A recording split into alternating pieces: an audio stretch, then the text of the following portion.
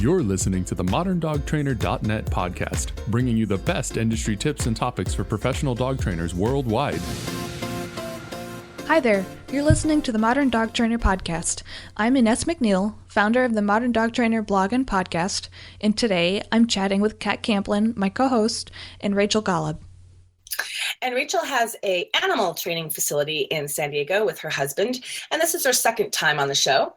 Before we get too much further, don't forget to add the podcast to your favorite RSS feed or iTunes podcasts. You can also follow us on Twitter at Modern Trainer and on Facebook. All the links are in the show notes at themoderndogtrainer.net. So put your feet up, grab something to drink, and let's get started. Awesome. So welcome, Rachel. Can you tell us a little bit about yourself again? Yeah. Thank you guys for having me again. So I'm Rachel Golub. I'm a certified dog behavior consultant and a certified professional dog trainer. Like you said, we have a facility here in San Diego County, although we are out in the boonies, not by the beach. And I run it with my husband, who's also an animal trainer, and we have 2 kids. So a lot of stuff. What's harder to train, animals or kids? Kids. Okay. Man, I love it. Anything that can communicate back with you makes things a little bit difficult. That's awesome. So there are some really great trainers doing board and train, and I know you guys do that down there. And a few of people have come forward recently, like, how do you do board and train from your house? Can I just add a puppy to the house and charge people to do it and then send them away? I think it's a little bit more difficult or complicated than just saying, hey, bring your dog over to my house and let me train it. Is that right? Yeah, 100%. I mean, yes and no. It depends on your setup. So we offer 2 options. We have an actual facility. So we have a boarding area that's separate from our home, where we take, just regular boarding clients, usually dogs that are seeing us for training in another way. So I go to their home and I do training there, but their dog has some complex issues that doesn't allow them to be boarded in traditional facilities. Either they're reactive to dogs or they're fearful of people. So they come to our place where we're on 30 acres. There's no people coming really and going. There's other dogs, but they're controlled. So we have boarding for that kind of stuff. And then we offer board and train as well for select clients. So if they have a dog that has just some reactivity issues with other dogs, we can do board and train using the outside facility. And then we do also occasionally have dogs where they're like puppies or things like that, where I can bring them into my home because they don't have any other issues. But those are kind of the rare cases. I prefer usually to keep things separate so that 1, my own dogs aren't getting stressed, and Right. 2, my kids aren't interfering with training. Right. But I recently had an English Bulldog board with us, and they had the family that had him had grandkids, and they were worried about him jumping up on their grandkids. So that was kind of the perfect situation to bring the dog into the home so that we could practice using my kids in safe ways. Of course, I'm not like a free for all with the children and kids running. Everything is always very controlled. But that's kind of a scenario where it was kind of perfect to bring the dog into the house. It was super social with other dogs. My dogs love the company of other dogs, so that's not an issue either.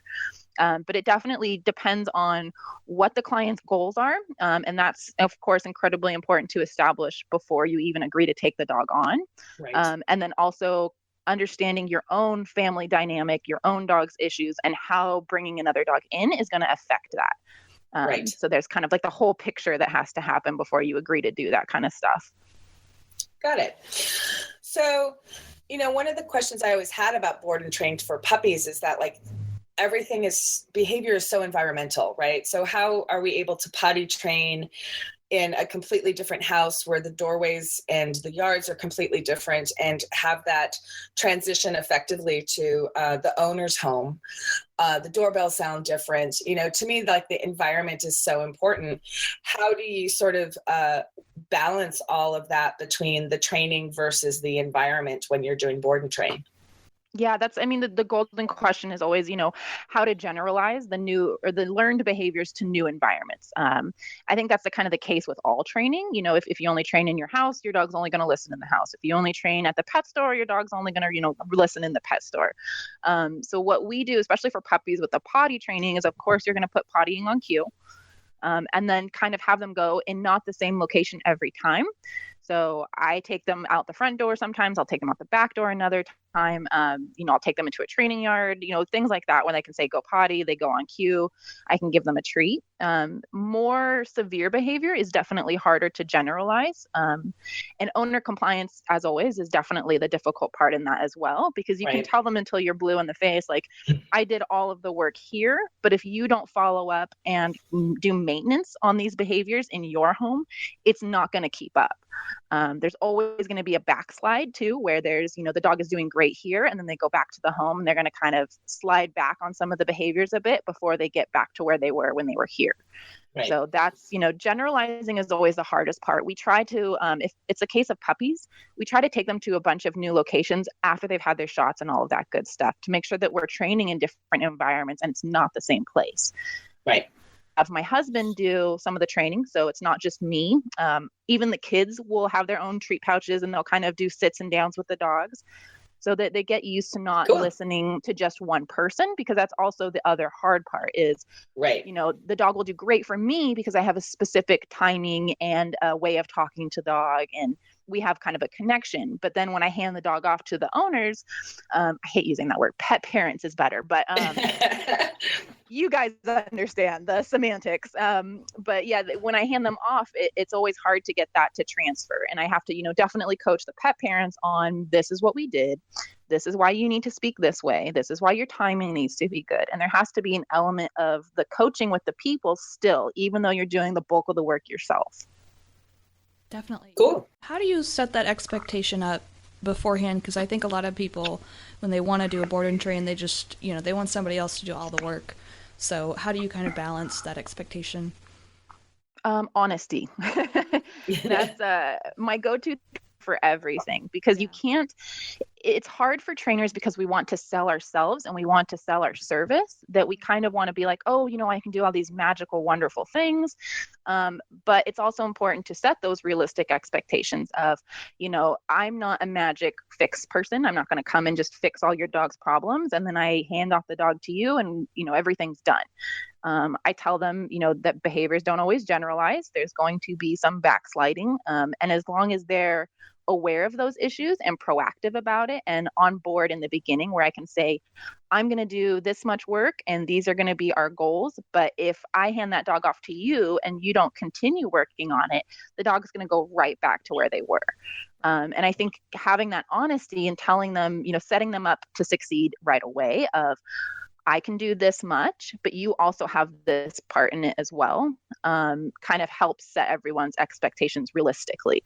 But there's always still going to be the person that you can tell them, 100 times, like, you need to do this work once the dog is back in the house. And if they don't do it, or they say that they understand, but then don't fully understand once the dog's back, that's always the difficult part. But I think honesty, establishing those goals in the beginning of like, this is what we want the dog to do.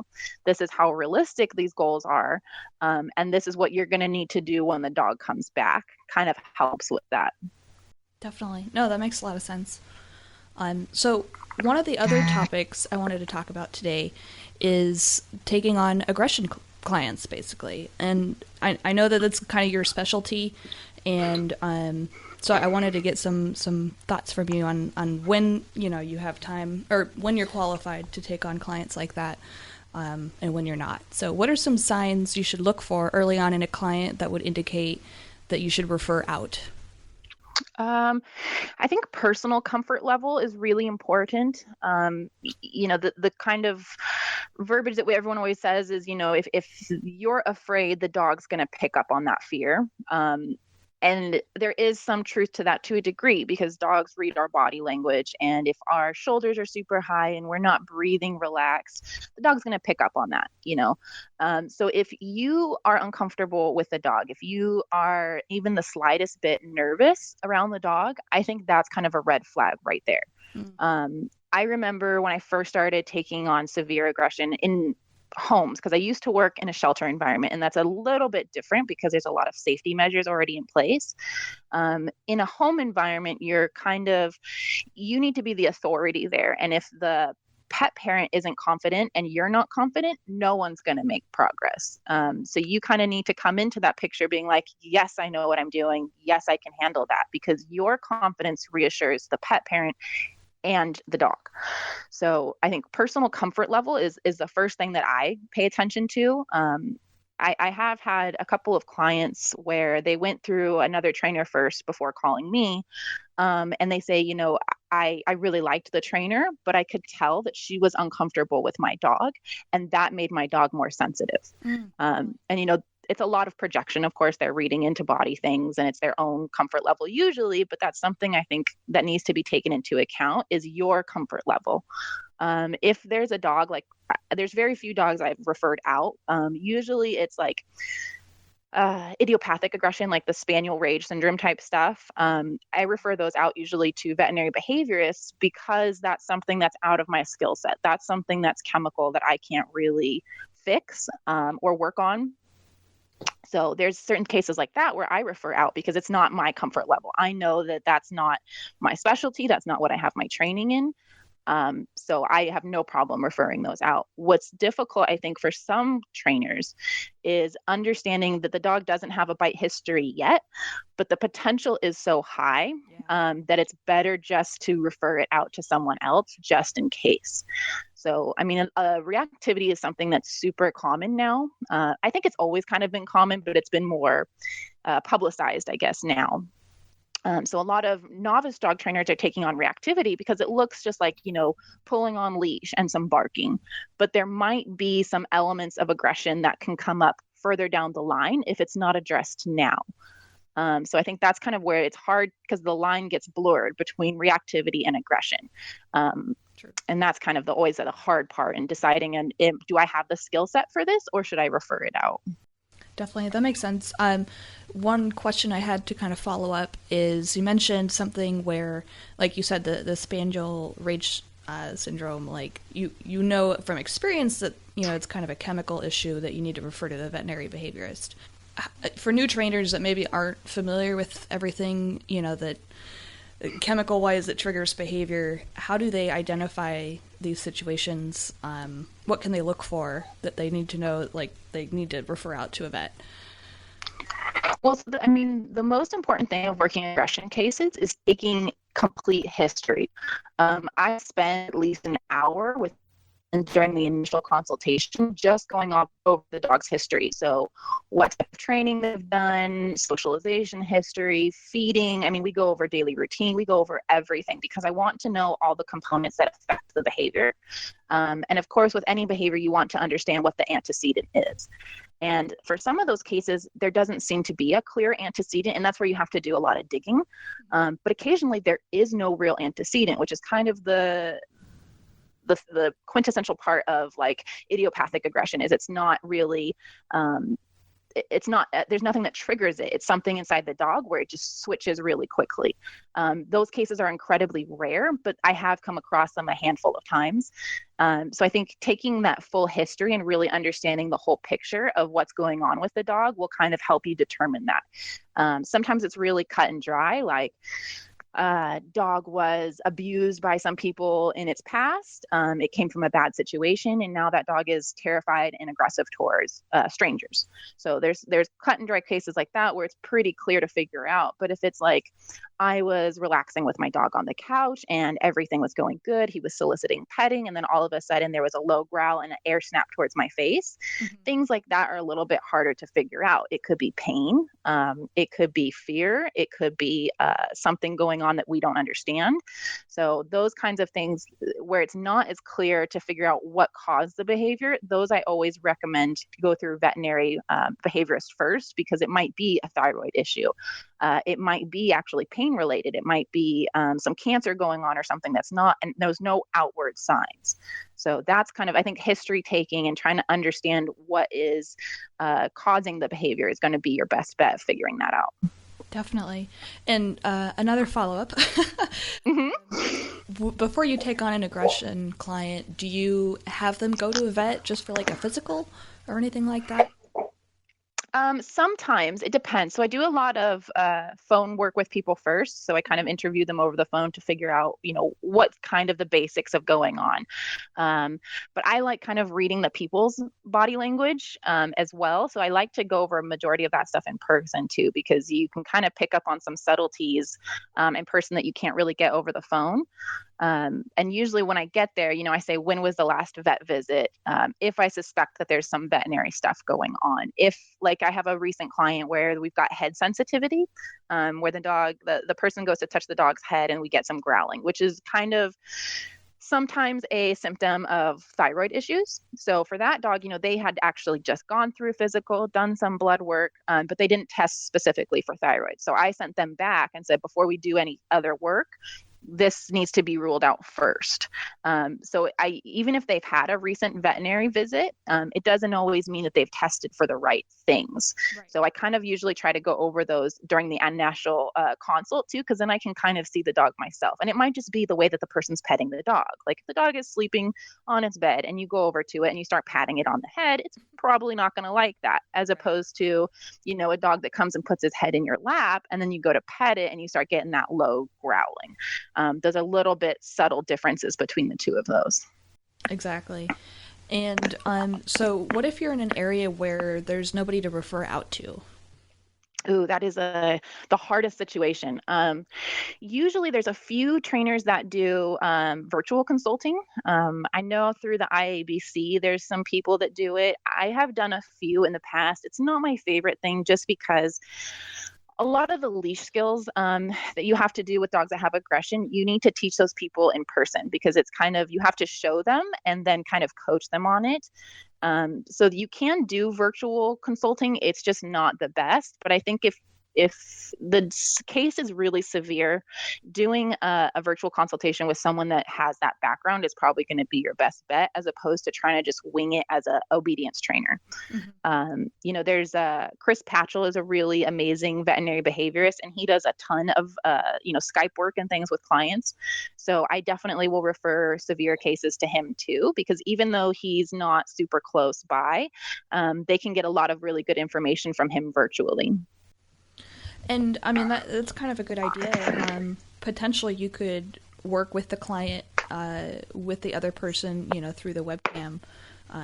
Exactly. You're there in person, helping them in person, but you have a really knowledgeable expert on the other line as well. Exactly. Yeah. And I mean, that's the hard part, is always getting someone to pay for that, right? Because you're paying for two trainers, and that's always and veterinary behaviorists cost a pretty penny for the most part. Even virtual work is kind of expensive. So, if that's the case, I usually will take a hit. If I need to work with a veterinary behaviorist, I'll take a hit on my, rate to make sure that the client is getting what they need from both of us. Right. So you only refer to veterinary behaviorists. What if you're really busy and someone calls you and you just like, I don't have the time? How do you determine someone is qualified to punt some of your aggression cases to? A lot of vetting. So the nice thing about where I'm at is I have a lot of other trainers that are nearby that have really good skills.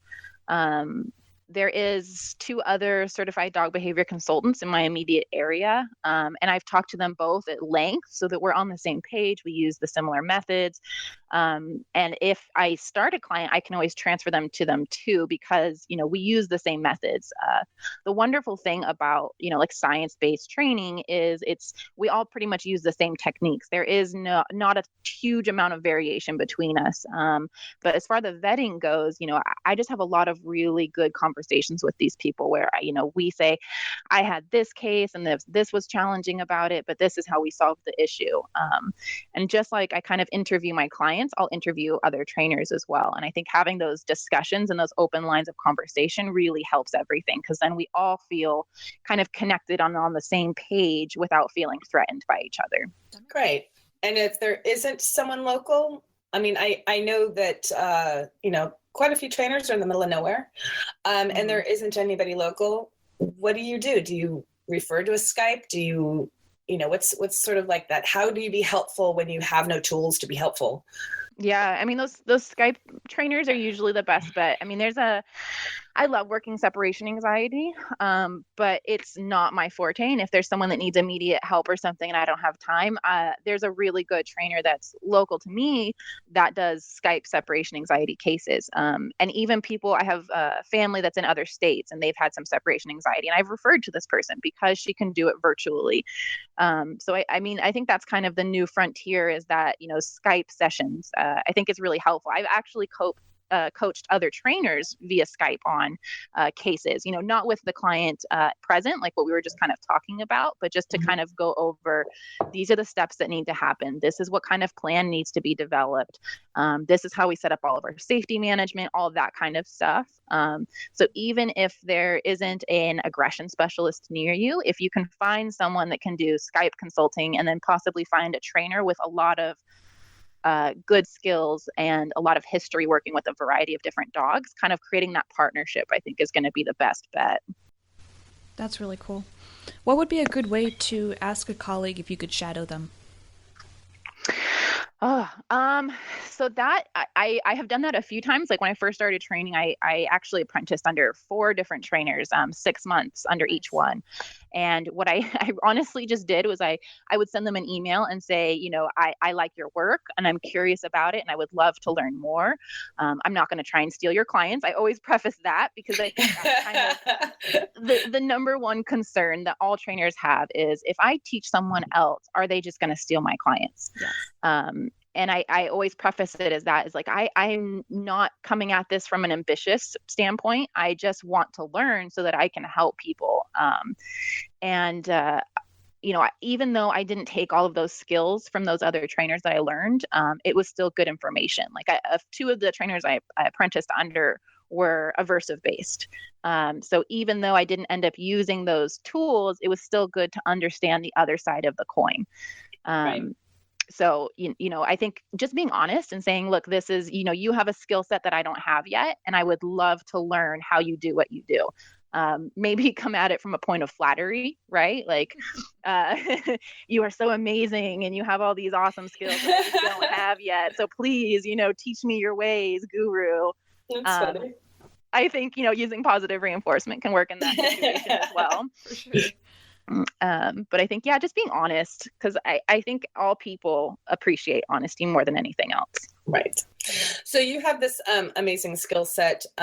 Do you charge people to come shadow you and learn from you and, or do you allow that at your facility, or how are you sort of integrating into training the next generation of trainers? Currently I don't charge for it because I am at the point of I just want to share this knowledge so that we can help as many people as possible.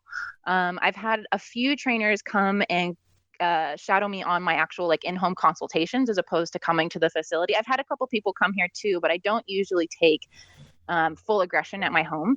So when it's people-directed aggression, I go to their home usually. And that's kind of where I want other trainers to learn the most is in the home, because it is not necessarily about the dog. It's all of the other pieces that come together with the dog. So it's the people, it's the environment, it's the nutrition, it's the exercise, it's the daily routine. And that's what I want other trainers to learn, is to look at the entire component, the entire picture, not just one component. And I think that's where my job of coaching them is learning to take all of those factors into place and not just looking at the behavior and saying, okay, this is the behavior and this is what we want to change. There's so many factors that affect everything that I don't think a lot of people realize. And a lot of stuff I think is really interesting is when you change enrichment in dogs, it can affect aggression. So a lot of the times, predatory aggression is a really good example. I wouldn't even say predatory aggression because that's kind of natural in all animals. But predatory behavior is a difficult one where it's incredibly natural for all dogs. And if you give them some outlets in other ways, some enrichment things like stuffed Kongs and things like that, it can kind of take some of that excitement out of those issues. So that's another a case where even fear aggression. So the dog is super afraid of people or other dogs. When you start building their confidence in other areas, it affects that aggressive behavior. So I think that's when you have people shadowing you, I think the most important part for them to understand is that it's not just the behavior, it's everything else that takes into place. As far as like charging eventually, I would love to create a program in partnership with a shelter where we train trainers how to work with dogs with severe issues in those environments, because I think those are some of the more difficult environments. Right. And I think there's a lot to be learned there as opposed to working on the people side first. So eventually that's, my goal would be to create some sort of program in partnership with a shelter or a rescue where we can train trainers. I hate saying that, but that's really what you're doing, Yeah. In a stressful environment where it's kind of like a crash course in everything stressed out dog. Yes. Awesome. Well, those are all our questions, at least for me, right, Kat? Yeah, I had a number of questions pop up, sort of like, going back just a little bit, that what if you have faux confidence in as a trainer? Oh, I know everything. I got my CCPTT. I can take aggression cases, and you're in over your head. Yep. Like I'm worried that, just saying, hey, do you have the confidence to take a case could actually sort of backfire in some situations. Yeah. So is there some educational background? I mean, this isn't all just experience either, or being able to pass a test. There should be some education background in aggression. Absolutely. And that's the hardest. I was just talking to Dylan, my husband, about this because that's kind of the wave of things that I'm seeing recently with trainers is, I finished my KP. I understand the technical side of it. And I think I can train everything because I have that technical background. Right. And it is a combination of the art and the science. I have met a lot of trainers that have excellent technical skills, but they don't have that, the art behind it, where they can kind of see the subtleties of behavior and can anticipate what's going to come next. And the only way to get that is through experience. And that's where it's hard because you want to gain that experience hands-on, but you also don't want to jeopardize the client or the dog. So that's where I think that shadowing helps a lot. And the technical background, I mean, the understanding operant conditioning is incredibly important, but also understanding the physiological side of it. So understanding, what parts of the body are affected with aggression, what chemicals are going on in the brains, when these aggressive outbursts are happening. All of that is incredibly important too. It's a whole picture thing. I really like the C's. They have a couple of mentorship programs that are amazing that, kind of give you a crash course into aggression and can kind of explain some of the subtleties that you might not get on your own. What course is that? ABC, they have a mentorship program. Yes, they do. Michael, the president, I know he has one for aggression specifically. And then there's, the learning and principles courses. And then of course, everything Dr. Susan Friedman does is amazing. Yes. Her course, I'm a little biased because I guess Dylan is in one of her slides during the course. Yes. So that always, makes me happy, but, she has a ton of really good information at, doing functional assessments, using applied behavior analysis with dogs, which is something that I don't think people really understand, that the tools that we use with people and other animals work with dogs. So I think having, skill sets in different areas like that, where it's not, I don't think, just learning about dog behavior is helpful. I think learning about behaviorism in general is going to be really helpful. Right. But then also, really observing. I can't stress that enough. Like ethology is, the practice of studying behavior without making any interpretations on it. And I think there's something to be said about using those skills. Go to the dog park, watch dog interactions, and don't try to form any opinions on it. Just observe it and kind of learn the subtle signals that dogs give each other or people, and then see what the outcome is. Because that's really the thing that saved me a lot during the difficult consults. I see little subtle signals in the dog, and I know those signals are going to lead to something else. I can kind of anticipate the next move, and that's all 100% through kind of observing body language a lot. So I can't stress enough how awesome it is to observe and make no judgments. And then also, of course, have the background of behavior, understanding what's going on, and how to analyze it. But seeing those body language in person really makes a big difference. Yeah, I really think just going and hanging out at a dog park is a really good idea. I know I work some of my reactivity clients on the other side of a park that has a dog park, and you can hear the fights. So, it's like I'm there for half an hour working a reactivity client, and there's been 5 fights. So, one of my things would be like, can I predict which dogs are going to fight? Mm-hmm. And I do that too, 100%. And what's always interesting to me too is seeing how the humans react to those situations. Yes. Because that tells you a ton of information about how your client is going to possibly handle these situations. And identifying like the human emotions that affect the dog behavior is so helpful. Because like I had a client yesterday where we were working in the house. The dog has a bite history with strangers coming into the home, and we're working on leash skills. And I said, the most important thing is you keeping that loose leash. I know you're worried about safety, but we have a muzzle in place and I know how to handle things. The most important thing for me is that if you get afraid or you notice something that scares you, please don't pull back on that leash. Right. And I said that probably 10 times, and it inevitably ended up happening, and the dog reacted. So kind of understanding how the human component is going to react in those stressful situations is helpful to you as well. And that dog park, man, I don't take my own dogs there just because I know what's going to happen. Yeah. And so there's a husky that's been there, and this is sort of just a side thing, but there's a husky that's there every single time I go, and it inevitably has 2 or 3 fights there. And they don't take it out. Like, I understand, you know what I mean? Like, you just got in a fight with like the sweetest little dorkiest chocolate lab, and you're staying in the park. Anyway, it's fascinating. The human mentality with that is usually that the dogs will work it out. Yeah. Right. Yes. The dogs will work it out. I don't need to be involved because dogs can figure it out on their own. Like, right. But it took a human to break it up. Of course. You know what I mean? So you are intervening, and they aren't working it out, and get out of the damn dog park. Mm-hmm. Well, that's my favorite thing is always when I at my specific dog park, I've seen people pull up, take their little dogs out of the car, put them in the park, and then go back into their car. And just leave their puppies, or small dogs to run amok with larger dogs in a dog park without any supervision. Oh my goodness. I will never understand that mentality.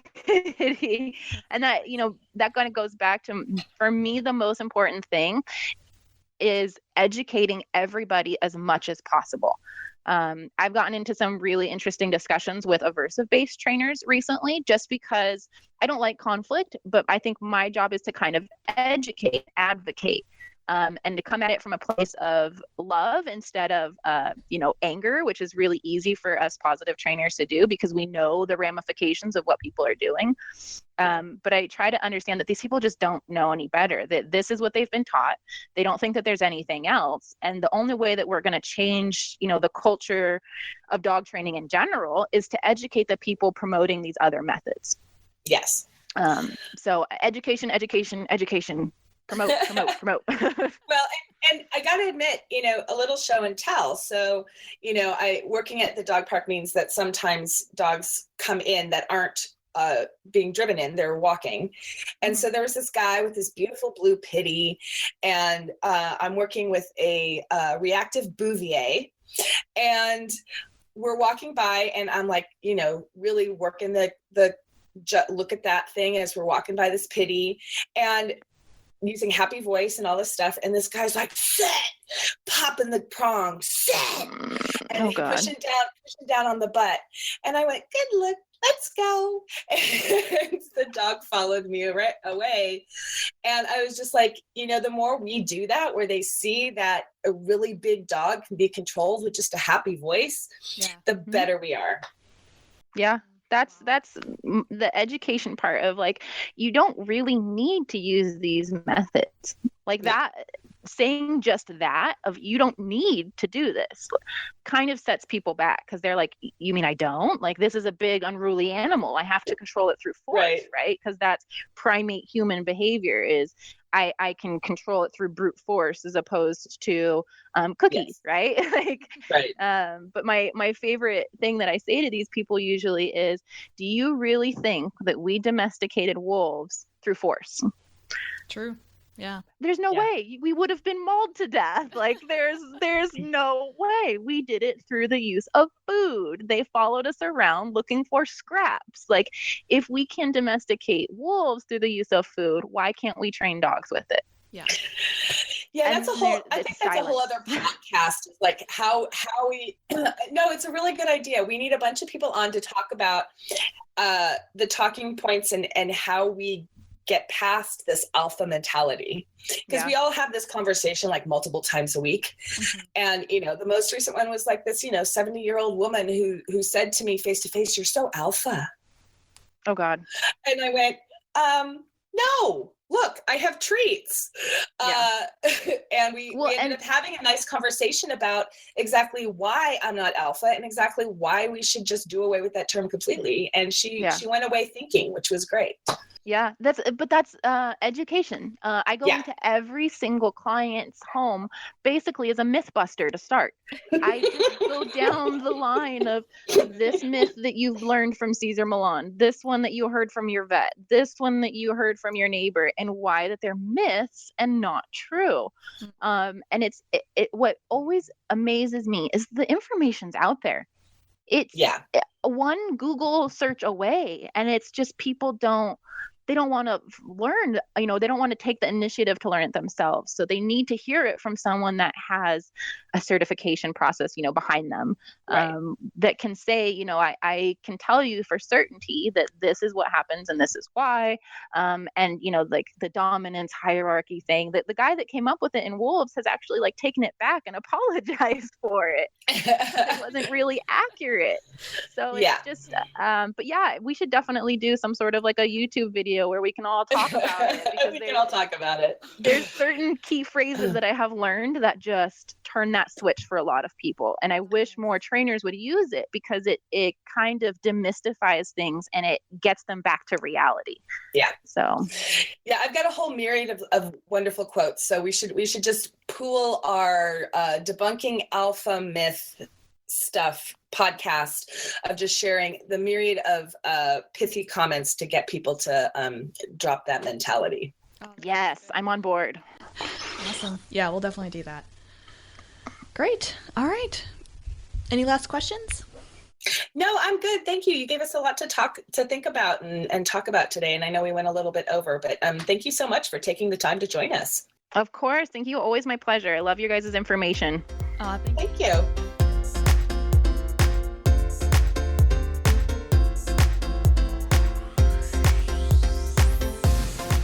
Do you love the podcast? Looking for more to grow your dog training business? Check out our website at themoderndogtrainer.net to learn more from our blog, join our Facebook group, or take a course. Ross Malcolm Boyd edits the program, but he does a lot more than that. Visit rossmalcolmboyd.com for rainbow unicorns, online music lessons, and more. Thank you for listening to the Modern Dog Trainer podcast.